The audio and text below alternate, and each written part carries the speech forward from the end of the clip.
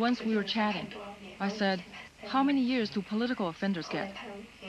Someone said it used to be 3 years, then it was increased to 5 years, then 7, and then 17 years. I felt very sad. If I got 17 years, I'd be 40 by the time I got out. I really didn't want that to happen. On May 11th, 6 of us discussed it. We had placed a lot of hope on talks with the government, but they kept putting it off. We feared that the movement would run out of momentum. Then the government would have been able to arrest the student leaders one by one and disband the independent unions. So it was necessary to escalate the movement, to use more radical methods and apply more pressure to force the government to concede to our demands. Since demonstrations and sit-down strikes no longer bothered the government, we felt the next step should be a hunger strike. Wang Dan told me about the hunger strike, and I immediately signed on. Then we tried to persuade the leaders of the independent student unions, but some of them were firmly opposed to a hunger strike. I think they have a tendency towards opportunism. As is so often the case, democratic procedures were getting in the way of political action. Unable to achieve a consensus within the independent student unions, the people in favor of a hunger strike bypassed the new organization and made personal appeals to the students. On the evening of May 12th, Chai Ling and I addressed the students. She did most of the talking. She said that the government was forcing us to put our lives on the line. She was crying emotionally. This got everyone really stirred up. I said, "We are staging a hunger strike in order to reveal the true face of the government and the true face of the people. We want to see whether the Chinese have any conscience, whether there is any hope for China." I said, "We are prepared to face death for the sake of true life. The oath written by our lives will brighten the skies of our country."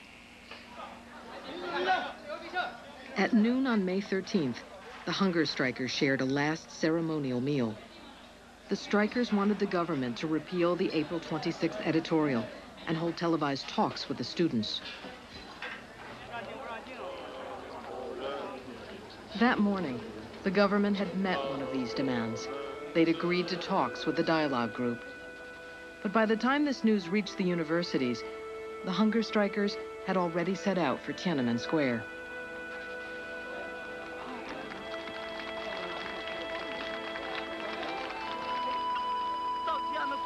Their declaration, born of a tradition of romantic communist rhetoric, was both heroic and deeply emotional.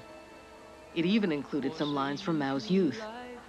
"This country is our country, this people our people. If we don't speak out, who will? If we don't take action, who will?" At the height of youthful happiness and beauty, the hunger strikers proclaimed, "We must resolutely leave everything behind us. Mother China, witness now the actions of your sons and daughters. Can you remain indifferent as hunger devours our youth and death approaches?"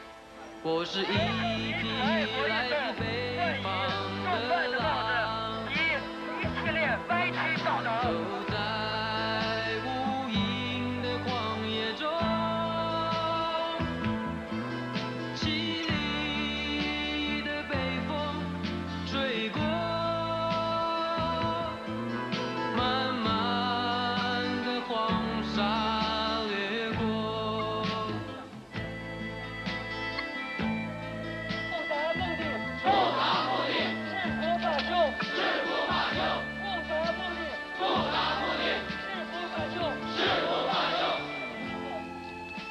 很不容易，尤其是昨天晚上3点到凌晨之间这一段，同学们又冷又饿，但同学们挺过来了。很有可能我们还要挺过像昨天这样的第3个、第5个夜晚。希望大家能够尽可能的坚持到底。有没有决心？有。谢谢大家，真是好战友。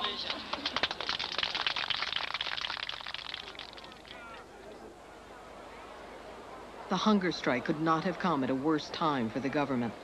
That week, a historic meeting